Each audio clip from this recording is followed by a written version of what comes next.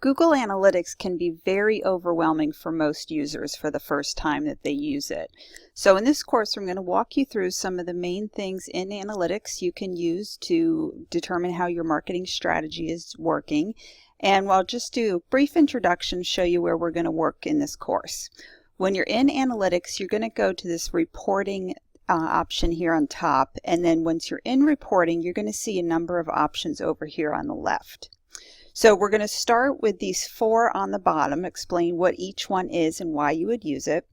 The first one, audience, is about the people that come to your site. So this will tell you the geographic area they come from, maybe whether they are a new or a returning user. Just information, again, this is about the users, the people who are coming to your website. Acquisition is about how you acquire this audience or these users. So we'll walk through social traffic, direct, paid, organic, referral, email marketing. So there's a number of ways that you bring people to your site. Now you may know getting people to your site is not enough. So next we're going to look at behavior. So you have an audience, you acquire them, and then they behave a certain way on your site. They may come to the site and leave right away. They may read 5 pages on your site. They may be on there for 20 minutes. So there are a number of things that you can measure about what they're doing once they get there. And then the next one is conversions.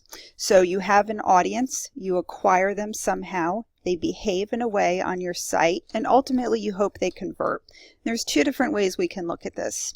On an e-commerce site, a conversion of a purchase is pretty straightforward. So they spend a certain amount of money, buy a certain number of products, and that's how you know that they've converted.